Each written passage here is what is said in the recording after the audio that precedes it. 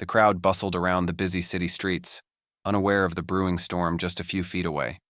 Barron Trump, quietly standing off to the side, adjusted his MAGA hat. It was unmistakable, a symbol of the country's political divide, and one that had already sparked countless debates. Today was no different. As Barron stood there with a calm expression, lost in his own thoughts, a man in his late 30s approached, his face twisted with frustration.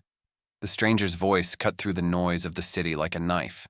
"What are you even doing with that hat on?" he barked, his eyes burning with disdain. The words hit with a force that was almost physical, reverberating in the air. Barron didn't flinch. His eyes remained steady, his posture unwavering. The man continued, his tone growing sharper. "You don't know anything about what that hat stands for. It's all lies and division, you know that, right?" Passers-by slowed down, sensing the tension building. A few turned their heads, eyes flicking nervously between Barron and the stranger. The air seemed to grow thicker, the buzz of the crowd dissipating as people waited for the inevitable escalation. It wasn't often that someone stood so confidently in the face of public scrutiny, especially a young boy in the shadow of such a high-profile family. But Barron didn't seem fazed. The man's words, dripping with anger, rolled off his back as though they had no power over him. His gaze never wavered from the stranger's eyes. There was no anger, no fear, not even a hint of frustration. Just calm. "Everyone has the right to their own opinion," Barron said, his voice steady but firm. There was no shouting, no attempt to escalate the situation. It was as though he had seen this moment before and knew exactly how to handle it. The man paused for a brief second, clearly taken aback by Barron's response. His anger faltered, and for a split second there was a flicker of doubt in his eyes. But the tension in the air remained thick. The stranger hadn't expected this kind of calm in return for his outburst. It wasn't what he'd wanted, wasn't what he was used to. Instead of the anger he had hoped to provoke, he was met with nothing more than a simple statement of understanding. The crowd, sensing the shift in dynamics, stood frozen, waiting to see how this moment would unfold. Barron's response had done something unexpected. It had robbed the confrontation of its power. The stranger's fury seemed to drain away, replaced by confusion and uncertainty. The crowd, too, found themselves wondering if they had been too quick to judge. In that one, quiet moment, Barron had won, and the lesson was clear. Sometimes, the most powerful response to hate is simply kindness. The stranger, still staring at Barron, struggled to find the words to respond. The tension in the air hung thick, but Barron's calmness seemed to cut through it like a sharp breeze.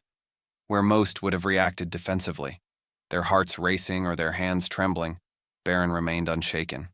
The anger that had once boiled in the stranger's eyes began to lose its grip as Barron's steady gaze met his, unwavering.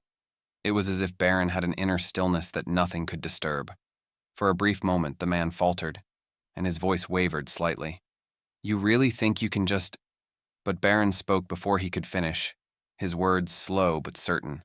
"I believe everyone should be allowed to express their opinions," he said. His voice was quiet, but firm. There was no hesitation, no sign of fear, only a quiet strength that seemed to stop the world around him. The stranger blinked, confused as if he had expected more. A snappy comeback, a raised voice, maybe even a retreat. But what he got instead was a response that carried the weight of quiet wisdom. Barron wasn't rattled, wasn't intimidated, and most importantly, he wasn't playing the game of anger that the stranger was trying to initiate. The crowd, still hanging on every moment, had their eyes glued to the exchange. Barron's words, simple and clear, had disarmed the tension. The stranger looked down, almost as if to reconsider his stance, but Barron's composure had already done the work. The agitated man couldn't maintain his fire when met with such quiet strength. The people around them who had witnessed the outburst were now in complete silence, taking in the moment. Barron's reaction, or lack of reaction, was the kind of response few would have expected from someone his age. At such a young age, most would be overwhelmed, defensive, or confused, unsure how to handle being thrust into such a situation. But Barron, without raising his voice or backing down, seemed to instinctively understand that responding with anger only feeds more anger. He didn't let the stranger's harsh words stir him.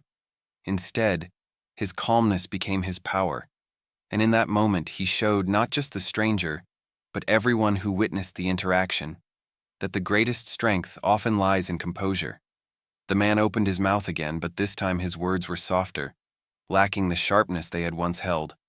He seemed to realize that his earlier outburst had been met with understanding, not retaliation. Barron's steady presence had turned the situation on its head, and with it came a powerful lesson. You don't have to match hostility with hostility. Sometimes, standing still in your peace is the most powerful thing you can do. And that, as the crowd began to disperse, was the real message Barron had shared that day. That in a world full of noise, remaining calm can be a louder and more profound statement than any shouted words. For a moment, the stranger stood frozen, his words hanging in the air. His chest heaved with frustration, his face flushed with anger. But something had changed. Barron's calm had settled over the situation like a blanket, and the man found himself unsure of how to proceed. The confrontation he had expected, the heated exchange he had prepared for, was nowhere to be found. Barron's words echoed in his mind. Everyone has the right to their own opinion. They weren't words of defiance or challenge. They were simple, clear, and full of quiet strength. And for the first time in a long while, the man's anger began to lose its grip. The crowd, still watching closely, seemed to notice the shift in the stranger's demeanor as well. What had begun as a tense standoff now felt more like an unspoken conversation.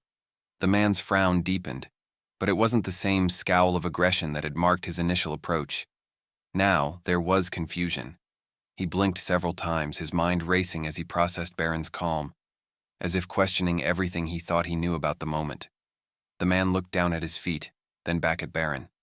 The anger he had once felt seemed less important now, replaced by an uneasy stillness. The crowd's attention was palpable, the silence stretching longer than anyone could have anticipated. Barron, still unmoved by the tension, had somehow turned the situation inside out. The stranger's thoughts were racing, his own words caught in his throat. The power of Barron's reaction had disarmed him completely. For a moment, the man wasn't sure if he had been the one in the wrong all along. What are you even doing here?" The words were softer now, less hostile. His voice, once sharp, faltered, and he seemed almost embarrassed by his own reaction. Barron's unflinching composure had unraveled the confrontation, and now the stranger was left questioning the purpose of his anger. In the face of such calm, he could no longer hold on to the aggression that had driven him moments earlier. The crowd, sensing the shift, began to murmur quietly. The atmosphere had lightened, and even though no one had directly intervened, the power of Barron's quiet strength had diffused the situation. The onlookers who had stood ready for a clash were now witnessing something completely different, a lesson in how to respond to hostility with grace. They watched as the once hostile stranger took a step back, his features softening. His eyes lost the hard edge they had held when he first approached Barron, and in its place was a look of realization, the understanding that perhaps, just perhaps, there was another way to handle moments like these. Barron had done more than simply avoid confrontation. He had turned it into something unexpected. His peaceful response had invited reflection, not just from the stranger, but from everyone who had witnessed the exchange. As the crowd dispersed, the lesson was clear. When faced with aggression, sometimes the best way to disarm it isn't to fight back. It's to remain calm and let your peace do the work. The stranger, now silent, stood there for a moment longer, processing the moment. And in that silence, the power of kindness had already worked its magic. The atmosphere shifted. The crowd, which had once been tense and poised for conflict, now seemed to breathe a collective sigh of relief. Barron's unwavering calm had done something profound. It had transformed the situation. The stranger, once so intent on unleashing his anger, now stood in an awkward stillness, unable to continue his verbal assault. Barron, in his quiet way, had won. Not through argument, not through confrontation, but through something far more powerful: kindness. It wasn't just the words he had spoken, but the way he said them. Barron's simple statement, "Everyone has the right to their own opinion," hadn't just deflected the man's attack, it had dismantled it entirely. In that one moment, Barron had not only taken control of his own emotional state, but he had also disrupted the flow of negativity around him. Instead of meeting hostility with more hostility, he had responded with a calmness that invited introspection, not conflict. The stranger, once so fired up, began to reconsider his position. It was as if the very presence of Barron's quiet strength had made him realize how unnecessary his anger had been.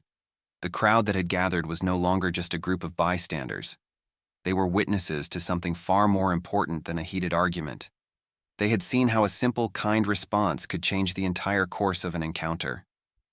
It was easy to assume that in such a public confrontation, Barron would retaliate, get defensive, or even shrink away from the situation. But instead, he stood firm, showing that sometimes the most courageous thing you can do is nothing at all. Just to remain calm, stay true to yourself, and let others see the power in peace. Barron's response was a subtle act of rebellion against the idea that conflict must always escalate. He showed everyone that you don't have to lose your temper or raise your voice to make your point. In fact, doing the opposite can often be more impactful. The lesson, however, wasn't just for the stranger. It was for all of us. In our own lives, we all face moments of frustration, moments where we feel cornered by the words or actions of others. It's easy to react impulsively, to fight back, to meet hostility with hostility. But Barron's example teaches us something deeper. It teaches us that we have the power to control our responses, to choose kindness even when we don't feel like it. The real strength lies not in responding to anger with more anger, but in stepping back, finding our center, and responding with grace and empathy. As the day wore on and the crowd dissipated, there was a palpable sense of reflection. People walked away, each carrying a different takeaway from the encounter. Some would remember Barron's words, others would remember his composure, but all of them would carry with them the reminder that kindness is powerful, and that peace is not a sign of weakness, but of immense inner strength. So, what can we all take from this? The next time we're faced with a difficult situation, a heated moment, or an unexpected confrontation, we have a choice. We can choose to let the situation escalate, or we can take a deep breath, stand our ground, and show the world that kindness, calmness, and empathy can change everything. It's a choice that we all have, every single day. And just like Barron, we have the power to make it our own.